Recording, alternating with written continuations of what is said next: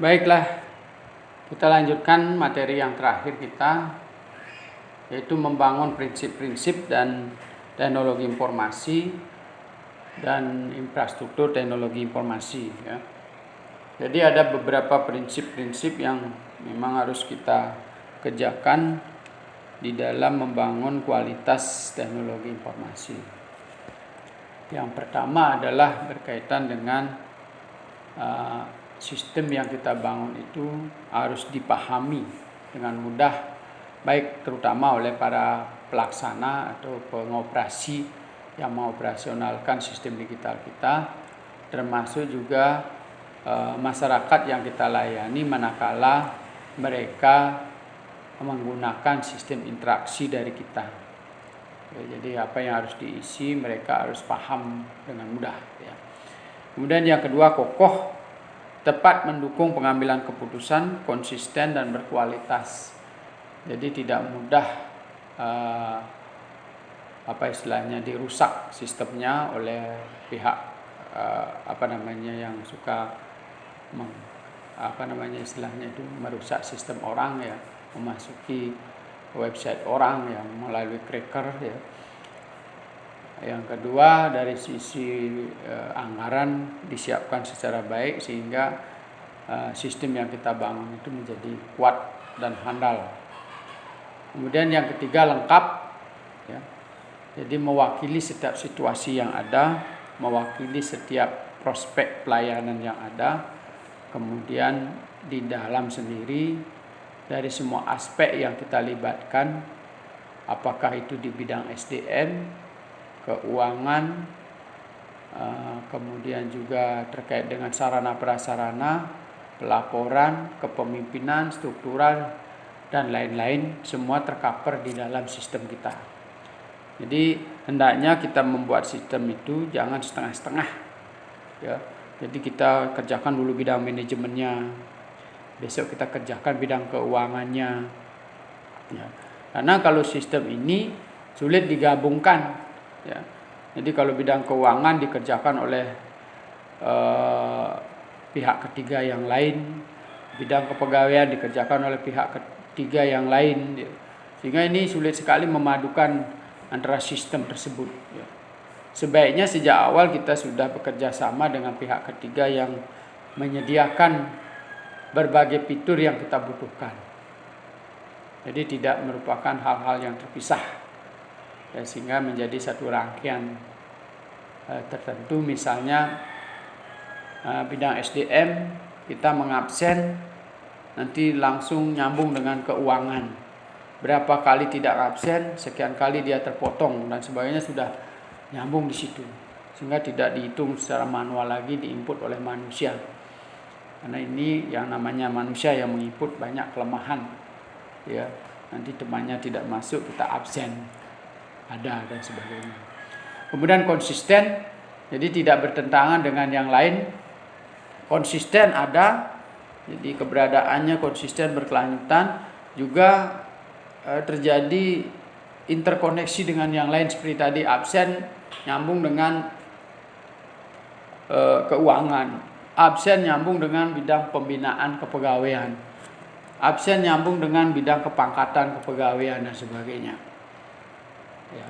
Kemudian kinerja juga menyambung dengan bidang kepangkatan, kinerja menyambung dengan bidang keuangan, ya.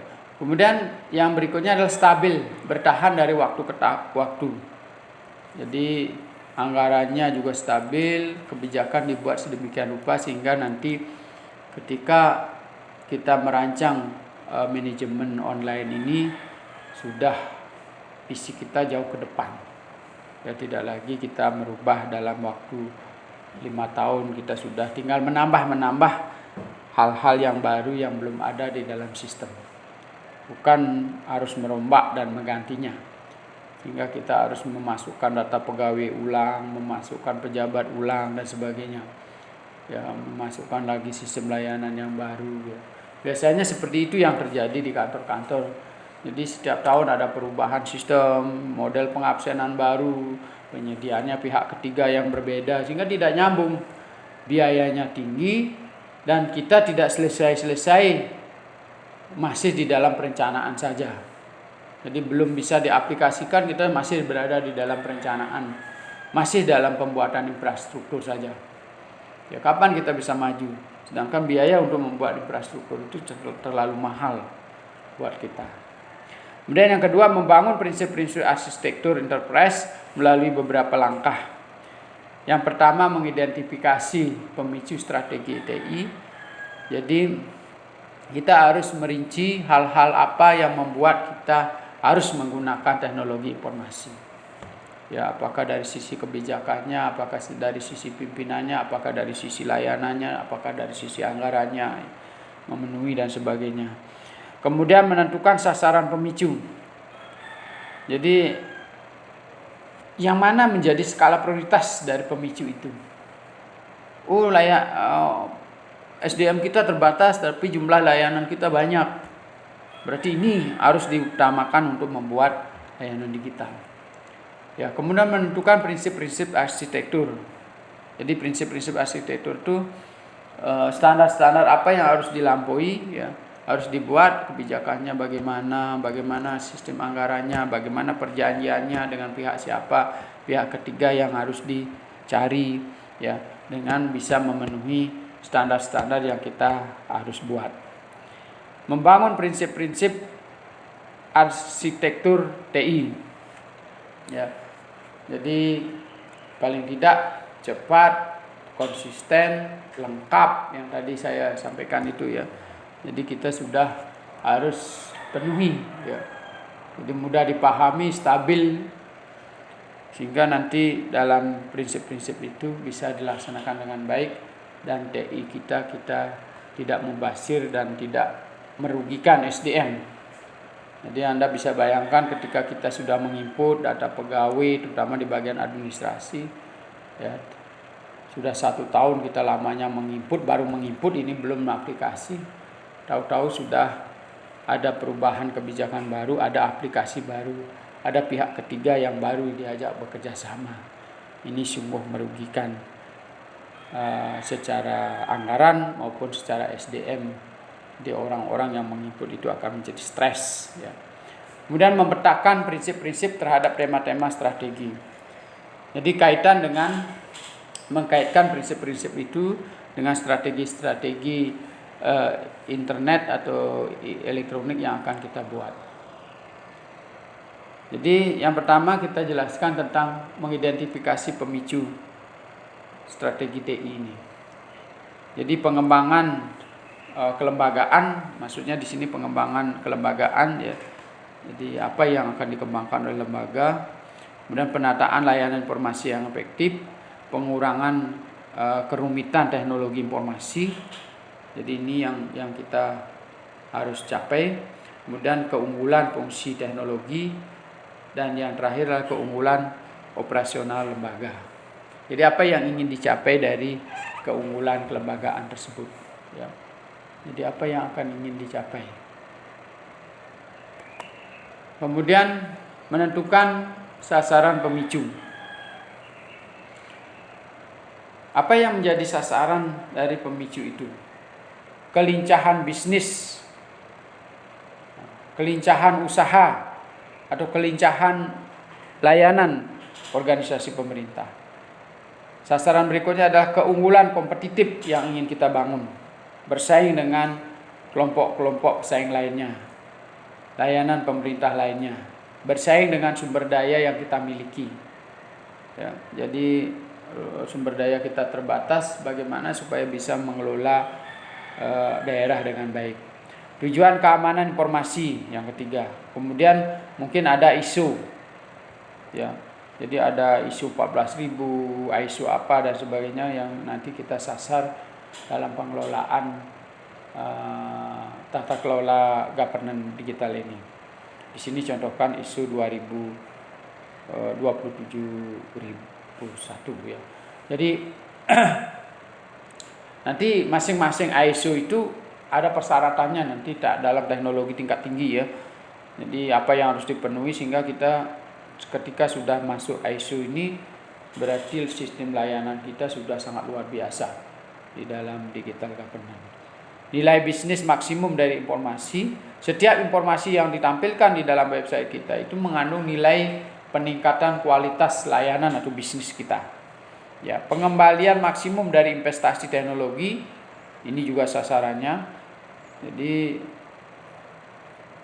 investasi yang kita keluarkan terlalu mahal. Tapi kalau hanya untuk menayangkan informatif saja, informasi website dari Dinas Perikanan, informasi website dari Dinas Pertanian, malah informasinya tidak berubah-ubah. Tapi bagaimana Dinas Pertanian itu bisa melayani orang untuk menjual hasil produksinya melalui situs aplikasi yang disediakan di situ. Jadi punya padi sudah terhubung dengan pembeli padi, punya paneli sudah terhubung dengan pembeli paneli dan sebagainya. Ingin bibit paneli terhubung dengan pembibitan. Ya, itu contohnya. Itu yang disebut dengan governance digital yang produktif. Ya. Kemudian resiko informasi minimum. Risikonya minimum. Jadi tidak ada keluhan, tidak ada merusak citra. Ya. Kemudian ketaatan dan sertifikasi terhadap NHS atau jaringan, ya, governance informasi. Ya, kemudian efisiensi operasional, mengurangi tapak karbon itu artinya mengurangi penggunaan kertas. Ya. Ya, jadi mengurangi penggunaan secara manual. Keterkaitan pemakai, jadi keterhubungan dengan para pengguna. Nah, ini sasaran. Jadi ada beberapa sasaran yang ingin dicapai di dalam menggunakan governance digital ini. Kemudian menentukan prinsip-prinsip arsitektur. Ada 4 prinsip. Yang pertama prinsip-prinsip bisnis. Apa itu? Inovasi, ada prioritas, kelincahan, ada nilai. Jadi ada penimbangan nilai, ada koreksi nilai, ada peningkatan kualitas, ya. Ada kecepatan pelayanan, ada kemampuan menentukan skala prioritas, ya. Ada inovasi di dalam sistem layanan kita. Jadi masyarakat bisa berinovasi, petani bisa berinovasi, peternak bisa berinovasi, kemudian juga para pencari kerja bisa berinovasi melalui layanan-layanan digital yang kita berikan. Dan prinsip-prinsip informasi, pertanggungjawaban, ketersediaan, kerahasiaan, ketergantungan, daur hidup informasi, dan integritas. Jadi informasi yang disampaikan itu bertanggung jawab, ada sumbernya jelas. Kemudian setiap yang dibutuhkan oleh masyarakat tersedia, itu ketersediaan. Kemudian setiap hal yang tidak boleh dipublikasikan, ada kerahasiaan. Ya. Membangun ketergantungan masyarakat terhadap informasi. Jadi kita terus memproduksi informasi yang bermanfaat bagi masyarakat, yang membuat masyarakat bergejolak dalam pertumbuhan ekonomi, bergejolak dalam inovasi, bergejolak dalam kreativitas dan sebagainya. Kemudian daur hidup informasi, jadi ada pertukaran, ada penyegaran informasi, ada perbaikan, ada kritik, saran yang bersifat membangun, itu daur hidup. Integritas, jadi bagaimana supaya dijamin ada integritas dari informasi itu. Prinsip-prinsip aplikasinya, coherence. Jadi koheren itu ketersambungan, tidak terpecah-pecah, sembunyikan. Jadi bisa terlihat. Ya. Ada manajemen rahasia mengenai password dan sebagainya.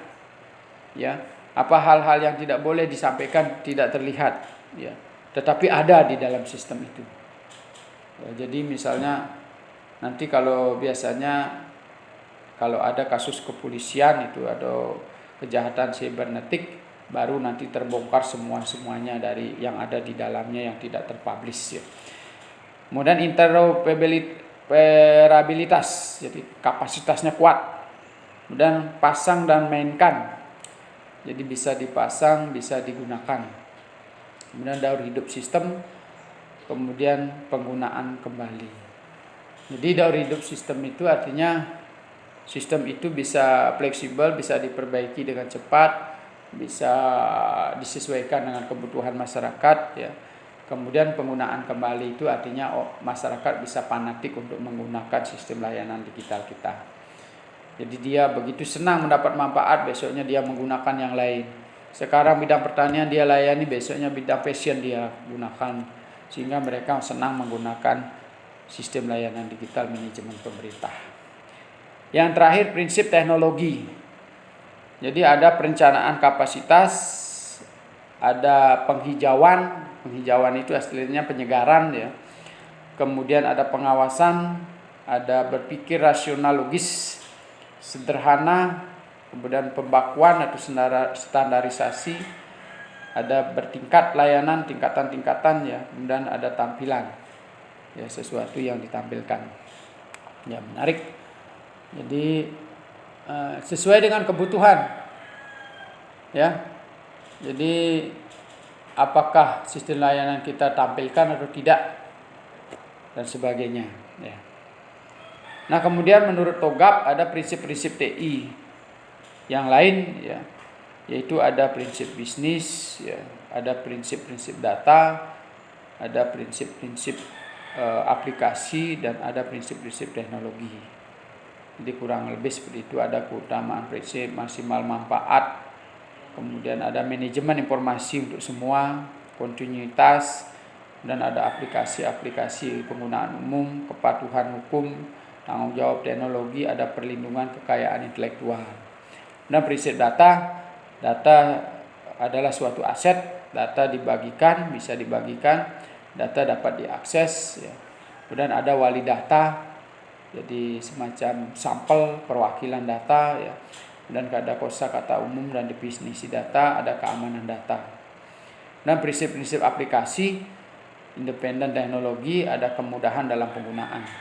Dan ada prinsip-prinsip teknologi, jadi perubahan berbasis kebutuhan, manajemen perubahan yang responsif, kemudian kontrol keanekaragaman teknis, dan yang terakhir adalah sama interoperabilitas, jadi sesuai dengan standar kapasitas yang dibangun. Nah, kemudian kita lanjutkan dengan materi berikutnya, yaitu membangun infrastruktur informasi, teknologi informasi. Ya. Jadi WLG dan ARAL ini membagi infrastruktur teknologi informasi menjadi 4, yaitu teknologi informasi infrastruktur, transaksional, informasional, dan strategik. Jadi infrastruktur teknologi informasi berkaitan dengan sumber daya bersama-sama yang menyediakan platform untuk aplikasi-aplikasi sistem informasi tertentu. Kemudian yang berikutnya meliputi investasi dalam perangkat keras, perangkat lunak, dan layanan lain, konsultasi, pendidikan, pelatihan yang digunakan bersama seluruh unit. Kesatuan perangkat keras, perangkat lunak, sumber daya jaringan, dan layanan-layanan yang dibutuhkan, keberadaan operasional dan manajemen TI untuk organisasi. Kemudian perkembangan teknologi infrastruktur teknologi informasi. Ya. Jadi di situ ada era mainframe dan komputer mini. Jadi kita menjelaskan di sini perkembangannya ya. Pertama kita menggunakan yang namanya era mainframe dan komputer mini. Ya. Kemudian setelah itu muncul era komputer pribadi. Ya. Jadi ada MS-DOS, IBM. Ya. Kemudian era client server. Dan dilengkapi dengan database server, APP server, komputer mini. Kemudian era jaringan global dan internet. Baru muncul era internet. Yang kelima adalah era teknologi bergerak atau mobile. Jadi seperti sekarang ini awalnya Motorola dan smartphone, GPS, Wi-Fi, Bluetooth, Apple Store, Google Play, ya. Google Play Store yang terdiri dari jaringan analog, jaringan digital, jaringan digital, pita lebar, dan jaringan protokol internet.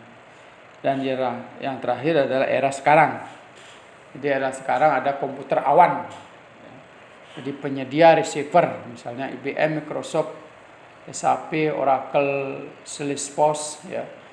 Dan internet atau IoT, jadi Internet of Things, pengguna sensor, data warehouse, atau gudang data, kemudian data mass, data minutes, big data, misalnya bytes, kilobytes, gigabytes, qbyte, ya.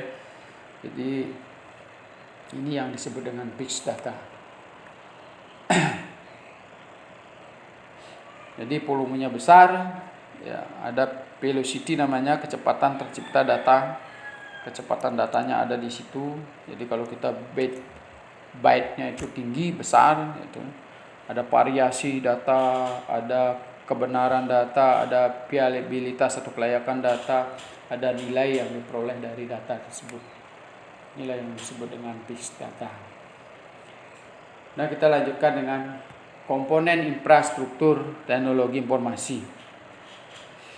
Apa saja yang ada di infrastruktur teknologi informasi yang perlu kita lihat? Jadi saya sampaikan ini, Anda cukup mengenal saja. Nanti ini tentu perlu studi khusus di bidang teknologi kalau Anda ingin memantapkan bidang teknologi infrastruktur IT, ya. Ada namanya platform perangkat keras, misalnya iPhone, tablet, laptop. Ada platform perangkat lunak, ada Windows Vista, XP, Windows 10, Windows 13, ya. Kemudian aplikasi perangkat lunak enterprise, ada CAAS, kemudian SOA, SAP, SLA, Oracle, layanan online dan outsourcing. Kemudian manajemen data dan simpanan data, IBM, Microsoft, SQL, Sybase, ya. Kemudian ada namanya platform jaringan dan telekomunikasi, ada LAN, ada WAN yang diikuti oleh Linux dan Unix. Dan ada platform internet, intranet, extranet. Dan ada yang terakhir adalah konsultasi dan layanan integrasi sistem. Ya. Kemudian jenis pelayanan. Jenis pelayanan, jadi layanan komputasi, layanan telekomunikasi, layanan manajemen data, layanan perangkat lunak aplikasi. Jadi ada 9 layanan yang bisa disediakan melalui internet, ya. Kemudian ada layanan fasilitas fisik, pengelolaan fasilitas fisik, ada manajemen teknologi informasi, standar teknologi informasi, pendidikan teknologi informasi, dan penelitian dan pengembangan teknologi informasi. Jadi bagaimana supaya minimal di dalam sistem layanan digital kita ini mencakup ke-9 jenis layanan ini. Jadi komputasi misalnya terkait dengan kalkulator di situ, ya, pencatatan, rekaman di situ di komputer, ya, apapun yang ada di situ, Excel dan sebagainya. Ya. Kemudian telekomunikasi ada video call, ada telekonferensi, ya, hubungan jarak jauh, ada manajemen data, penyimpanan data, menerima big data, mengolah data dan sebagainya. Dan ada perangkat lunak, ya, penggunaan perangkat lunak di dalam sistem itu. Perangkat fisik, ya, benda yang kita pegang, iPad, ya, smartphone dan sebagainya, dan seterusnya. Kemudian karakteristik dari IT. Jadi karakteristik dari praktik bisnis informasi adalah yang pertama, teknologi informasi digunakan untuk komunikasi internal dan eksternal secara intensif. Jadi penggunaan internet untuk fungsi utama bisnis, ya. Jadi apa yang harus dilakukan kita di dalam melakukan layanan publik, ya, kita harus mempergunakan internet. Jangan sampai internet kita tidak berisi layanan apa yang hanya bersifat informatif. Jadi Anda boleh lihat website pemerintah hanya bersifat informatif, ya. Jadi belum ada transaksi atau interaktif, ya. Jadi bagaimana masyarakat mengisi belangko di situ, data kependudukan sehingga ada perubahan data penduduk. Bagaimana pelayanan, ya, masih terpecah-pecah, ya. Kalau memperbaiki data pajak, itu ada belangko yang diisi di situ oleh masyarakat. Ya. Kemudian karakteristik ada transaksi-transaksi digital dilakukan baik dengan para pemasok maupun pelanggan. Ya, itu yang saya jelaskan tadi. Kemudian karakteristik kompetensi, keahlian-keahlian teknologi informasi yang digunakan secara luas di organisasi kita. Manajemen berkomitmen untuk terlibat dalam kegiatan teknologi informasi.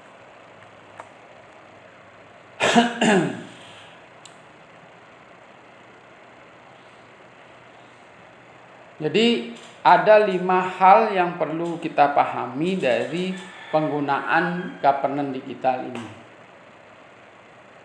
Jadi yang pertama adalah IT for internal dan eksternal komunikasi. Jadi teknologi yang bisa digunakan untuk berkomunikasi internal maupun eksternal. Ya, ada email, ada intranet, ada wireless internal, ada eksternal komunikasi dan yang praktis kerjanya ya. Sehingga kita bisa berkomunikasi jarak jauh. Kita bisa berkomunikasi melalui telekonferensi. Ya. Kemudian ada internet use. Jadi arsitektur yang memanfaatkan jasa internet untuk melaksanakan fungsi-fungsi manajemen. Apakah itu manajemen produksi, ya, kemudian kepegawaian, pelatihan, pemasaran dan sebagainya, ya, sistem layanan dan sebagainya. Ya. Kemudian ada digital transaksional. Jadi transaksi digital yang dilakukan baik oleh pemasok, pelanggan maupun oleh pengguna layanan kita.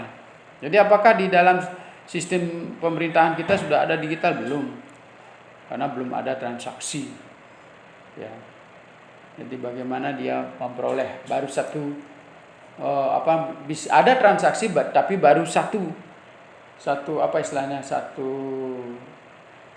arah.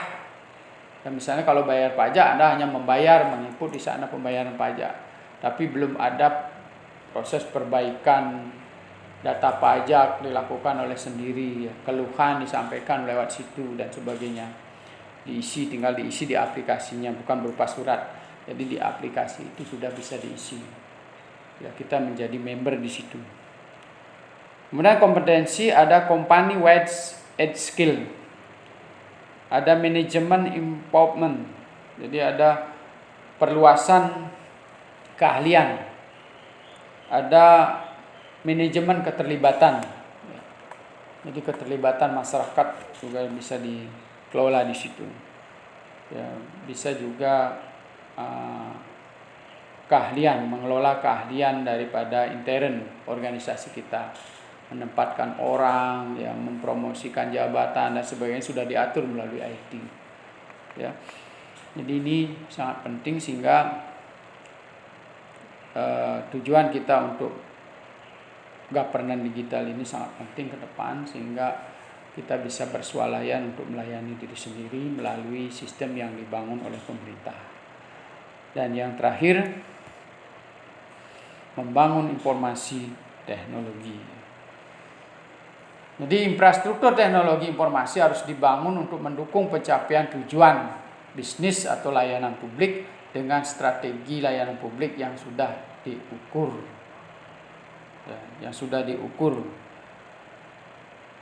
Nah, kemudian infrastruktur teknologi informasi harus dibangun sesuai dengan strategi teknologi yang telah ditentukan sebelumnya. Infrastruktur teknologi informasi yang dibangun tidak menyimpang dari prinsip-prinsip TI yang sudah ditetapkan.